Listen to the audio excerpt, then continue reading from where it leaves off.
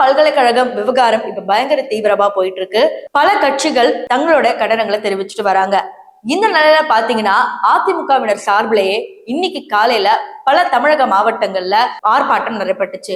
அதுவும் பாத்தீங்கன்னா கண்டன குரல் எழுப்பி யார் அந்த சார் அப்படிங்கிற பேனரோடையும் சரி போஸ்டர்ஸோடையும் சரி கையில அந்த பதாகைகள் வச்சு அத்தனை பேரும் போராடிட்டு வராங்க. இதுக்கு போலீசார் எந்த ஒத்துழைப்பும் கொடுக்க மாட்டேங்கிறாங்க அப்படிங்கிற மாதிரி அதிமுகவினரும் இப்ப சொல்லிட்டு இருக்காங்க. இதையும் தாண்டி வேற என்ன விஷயம் அப்படின்னு பாத்தீங்கன்னா இபிஎஸ் அவர்கள் இந்த கட்சியில இருக்கிறவங்க அத்தனை பேரும் தமிழகத்துல கண்டன ஆர்ப்பாட்டம் செய்வாங்க. ஆனா இவ்வளவு விஷயம் நடக்குது. முதலமைச்சர் மு.க.ஸ்டாலின் அவர்களும் சரி துணை முதலமைச்சர் உதயநிதி ஸ்டாலின் அவர்களும் சரி எந்த ஒரு கண்டனங்களும் இதுவரைக்கும் தெரிவிக்கவில்லை. அந்த மாணவிக்கு எந்த ஒரு அறிக்கையும் இதுவரைக்கும் கொடுக்கவே இல்லை. காவலாளர் ஒரு மாதிரி சொல்றாரு, அமைச்சர்கள் ஒரு மாதிரி சொல்றாரு, அவருக்கு ஏற்ப மாதிரி மாறி மாறி சொல்றாங்க. முதல்ல சிக்னல் மூலம் பிடிச்சேன்னு சொன்னாங்க, இப்ப சிக்னலே ஏரோப்ளேன் மோட்ல இருக்கு அப்படிங்கிற மாதிரி சொல்றாங்க. முதல்ல சிசிடிவி கேமரா பழுதா இருக்கு அப்படின்னு சொன்னாங்க, இப்ப சிசிடிவி கேமரா மூலியம் தான் வந்து பிடிச்சாங்க அப்படின்னு சொல்றாங்க. கிட்டத்தட்ட அண்ணா யூனிவர்சிட்டியில 70 சிசிடிவி கேமரா இருந்துச்சு, இப்ப 56 கேமரா தான் வேலை செய்யுதுன்னா மிச்ச கேமரா பழுதாகிற வரைக்கும் இந்த அரசு என்ன பண்ணிக்கிட்டு இருந்துச்சு? சோ அரசு கல்லூரியில நிர்ணயிக்கப்பட்ட இந்த அண்ணா யூனிவர்சிட்டி அப்படிங்கிற இந்த கேம்பஸ்ல இவ்வளவு விஷயங்கள் நடக்குது. இதுக்கு திமுக அரசு தான் காரணம் அப்படிங்கிற மாதிரி இபிஎஸ் சொன்னாரு அப்படிங்கிறது நம்ம எல்லாருக்கும் தெரியும். இப்ப அதுக்கு ஏத்த மாதிரிதான் பாத்தீங்கன்னா சென்னை ராணிப்பேட்டையில இருக்கிற எக்ஸ்பிரஸ் அவென்யூ மால்ல இன்னைக்கு அதிமுகவினர் சார்பில் வந்து கண்டன ஆர்ப்பாட்டம் நடத்தப்பட்டுச்சு. அது மட்டும் இல்லாம தமிழகத்துல இருக்கிற விழுப்புரம், திண்டுக்கல், ஓசூர், கோயம்புத்தூர் போன்ற பல மாவட்டங்கள்ல எல்லாத்துக்குமே பாத்தீங்கன்னா கிட்டத்தட்ட 1000க்கும் மேற்பட்ட தொண்டர்கள் வந்து போராட்டத்துல ஈடுபட்டு வராங்க. இவங்களோட ஒரு கோரிக்கை என்னன்னு பாத்தீங்கன்னா ஞானசேகரனை தவிர்த்து இன்னொரு யார் அந்த சார் அப்படிங்கிறது தெரிஞ்சே ஆகணும்.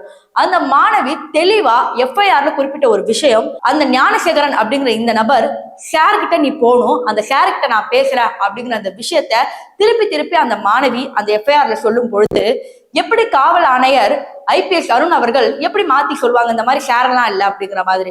அப்ப நீங்க யாருக்கு கட்டுப்பட்டு இருக்கீங்க அப்படிங்கிற மாதிரி சென்னை உயர்நீதிமன்றம் கேள்வி கேட்டது அப்படிங்கிறது குறிப்பிடத்தக்கது. இப்ப இதெல்லாம் ஒரு பக்கம் இருக்கும் போது நேற்று தாவேகா தலைவர் விஜய் அவர்கள் கைப்பட எழுதின ஒரு அறிக்கையை வந்து வெளியிட்டாரு.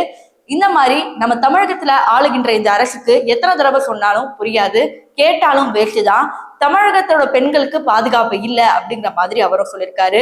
சோ கண்டிப்பா இதெல்லாம் பார்க்கும்போது நெஞ்சு பொறுக்கல. நாங்க கண்டிப்பா தமிழகத்தை மீட்டு தருவோம், தமிழகத்துக்கு ஒரு நல்ல பாதுகாப்பு தருவோம் அப்படிங்கிற மாதிரி தாவேகா விஜய் அவர்கள் தங்களோட கைப்பட எழுதின ஒரு விஷயம். அது மட்டும் இல்லாம எல்லாரும் நல்லா படிக்கணும் அப்படிங்கிற மாதிரி ஒரு குட்டி அட்வைஸோடையும் சொல்லியிருந்தாங்க.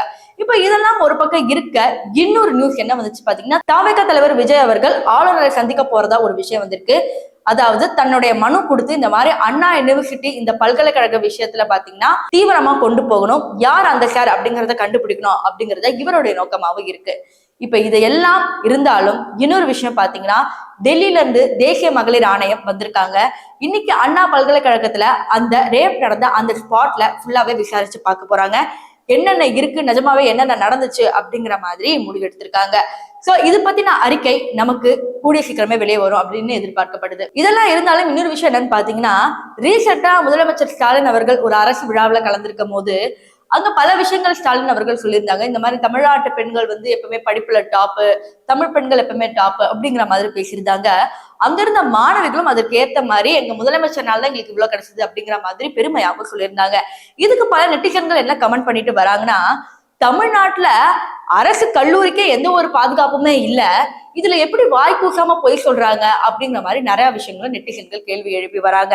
அதாவது இபிஎஸும் சரி தாவேகா தலைவர் விஜயும் சரி அண்ணாமலை அவர்களும் சரி இவங்க 3 பேரும் முக்கியமா சொல்ற ஒரு விஷயம் என்னன்னு பாத்தீங்கன்னா யார் அந்த சார் அப்படிங்கிறது கண்டுபிடிக்கப்படணும், ஞானசேகரன் அப்படிங்கிற இந்த குற்றவாளிக்கும் ஒரு பெரிய தண்டனை கிடைக்கணும்.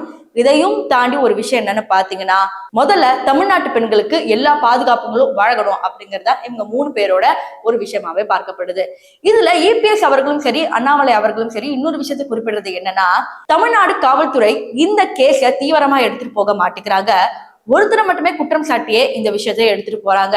கண்டிப்பா இந்த வழக்கை சிபிஐக்கு மாத்தணும் அப்படிங்கிறது எல்லாருடைய ஒரு வலியுறுத்தலாகவும் இருக்கு. அதனால இப்ப என்ன தெரிய வருதுன்னா கண்டிப்பா இந்த கேஸ் சிபிஐக்கு மாறுமா அப்படிங்கிறது கொஞ்சம் டவுட்டா தான் இருக்கு. ஏன்னு பாத்தீங்கன்னா தமிழக அரசு இதுக்கெல்லாம் ஒத்துழைச்சு பண்ணுவாங்களா, இதுக்கு போலீசார் எந்த அளவுக்கு அறிக்கை சொல்ல போறாங்க, இதுக்கப்புறம் அருண் ஐபிஎஸ் என்ன ஒரு அப்டேட்டடான விஷயத்தோட வர போறாரு, அது மட்டும் இல்லாம தமிழக ஆளுநர் மற்றும் விஜய் அவர்கள் என்னென்ன பேசினாரு அப்படிங்கிறத அடுத்த அப்டேட்டான வீடியோல பார்ப்போம்.